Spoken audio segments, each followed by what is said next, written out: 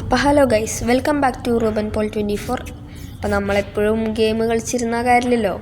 അപ്പോൾ നമ്മളൊന്ന് പുറത്തേക്ക് ഇറങ്ങിയതാണ്. നമ്മളിപ്പോൾ ചാർപ്പ വാഴച്ചാൽ വെള്ളച്ചാട്ടം കാണാൻ പോണതാണ്. അപ്പോൾ നമ്മളൊന്ന് പുറത്ത് പോകണ വീഡിയോ എന്നാന്ന് വിചാരിച്ചു. എപ്പോഴും ഗെയിമായിട്ട് ഇങ്ങനെ ഒതുങ്ങിക്കൊണ്ടിരുന്ന കാര്യമില്ലല്ലോ. അപ്പോൾ എല്ലാവരും വീഡിയോ ഒന്ന് എൻജോയ് ചെയ്യുക. ഞാൻ മാക്സിമം കട്ടൊക്കെ ചെയ്ത് തരുന്നുണ്ട്. അപ്പോൾ നമുക്ക് ആദ്യം ചാർപ്പ വെള്ളച്ചാട്ടം കാണാം.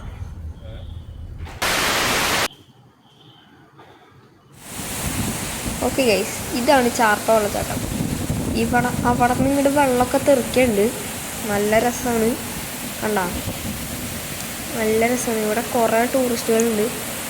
ആൻഡ് ക്യാമറ ഒക്കെ ബ്ലർ ചെയ്ത് തുടങ്ങി, കാരണം വെള്ളം വെച്ചിട്ട്. പിന്നെ ആ മരം കണ്ട, അതിൻ്റെ തൊലി ഗൈസ്, അത് ഞാൻ എടുത്ത് കാണിച്ചു തരാമെന്ന് വിചാരിച്ചു. ഈ മരം കണ്ടില്ലേ, അതിൻ്റെ മുകളിൽ നിന്ന് തൊട്ട് താഴ്ത്ത് വരെ അതിൻ്റെ തൊലി ഉരി പോയേക്കാണ്. അത് ഞാൻ കാണിച്ചു തരാം. ഇങ്ങനെയിട്ട് ആട്ടാനൊക്കെ പറ്റും.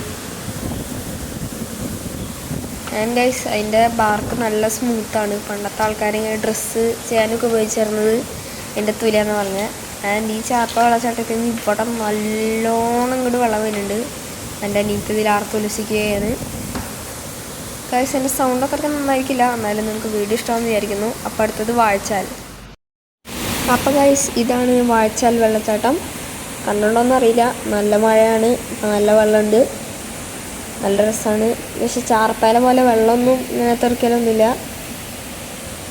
നല്ല രസമാണ് ഇങ്ങനെ കണ്ടുകൊണ്ടിരിക്കാനായിട്ട്. ഞാൻ നിങ്ങൾക്ക് ഇത് പറ്റില്ല അല്ലേ.